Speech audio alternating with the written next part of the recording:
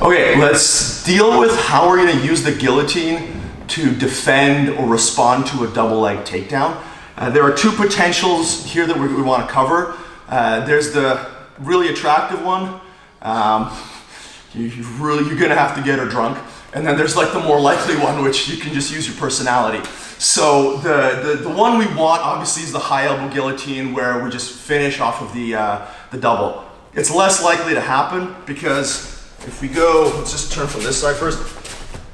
If I'm right foot forward, and again, usually if you're shooting a double, it's gonna be because we're both matching leads. So just terminology wise, mirror lead is this, my left foot to his right foot. This is usually single territory.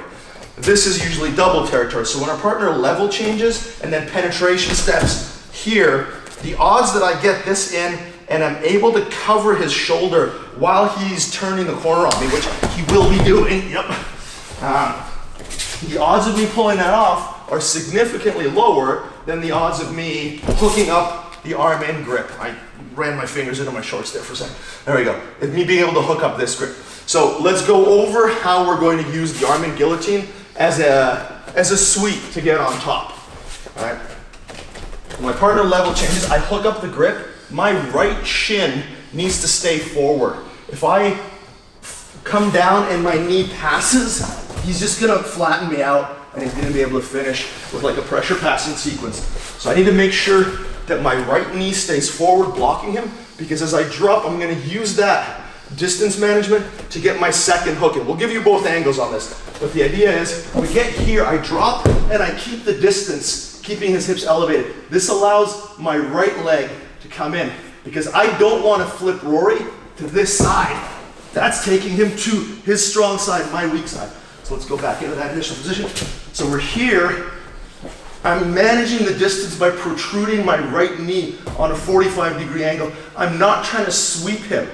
I'm trying to keep his center of gravity off to this side as I hip out and then replace and start moving. If he goes over, I'm gonna follow him that way. So I wanna make sure that his weight either goes directly over me or to that side. It never goes to my left. Let's go through that one more time. He shoots in, I drop, I keep lifting, and then I manage the distance and flip him straight over. All right? You won't always be able to put your other butterfly hook in, but as long as you don't attempt to sweep your partner to your left, you're gonna be okay. You're trying to sweep them to your right, they may end up just going head over heels, and you're constantly keeping them to this side, attempting to add this butterfly hook in.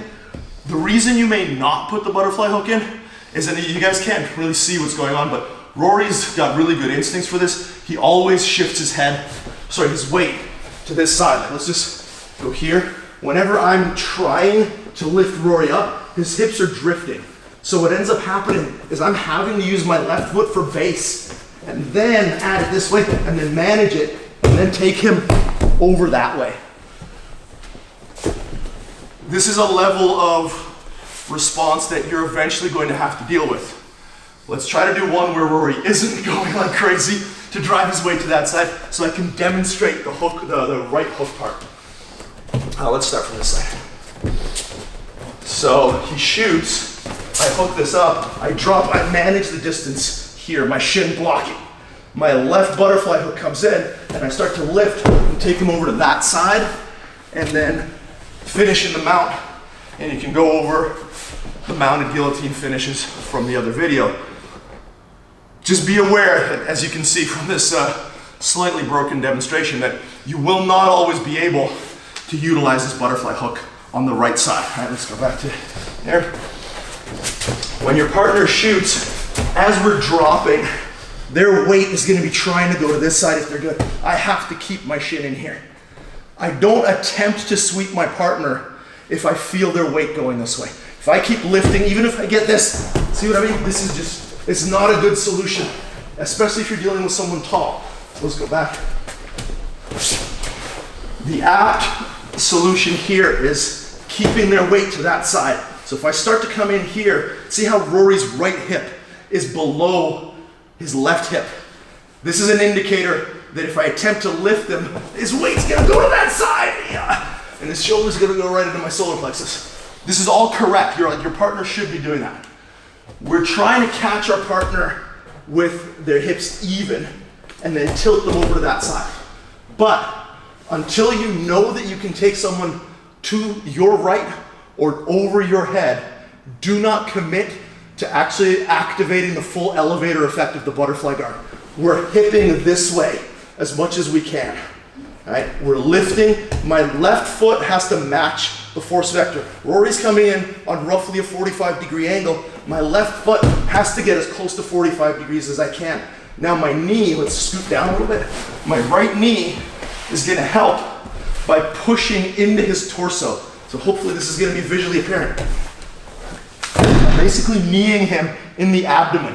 So I'm not just trying to flip him at the hips. Should go back in for a second. If I try to flip him at the hips, a disconnection is going to occur and he'll hop over. As I'm attempting to flip him at the hips and I feel him coming up, I switch my knee to push and then I back flip, or back roll rather, over my right shoulder and finish in the mount. So I feel this is starting to, like the potential energy of this is starting to run out and he's moving that way. I switch to driving with my right knee and then I push and I back roll to the top. I know that was a lot to go over, but this is one of those moves that like, it's sold as, well, if someone double legs you, you just guillotine them and flip them over.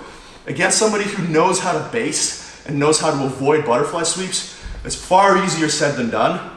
So just be aware, we don't want a non-functional move where I've just shown you, yeah, just put your butterfly hooks in and sweep the guy.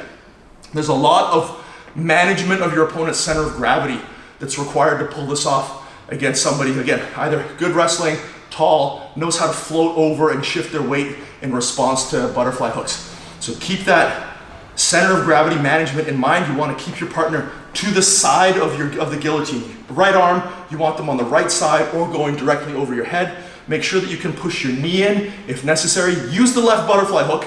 It's absolutely viable, but if you feel that weight starting to shift back to the left, take your left butterfly hook out, plant it on the ground, and keep managing the distance with your right shin while you hip out, and you should be okay. We'll cover the high elbow guillotine against the double in the next video.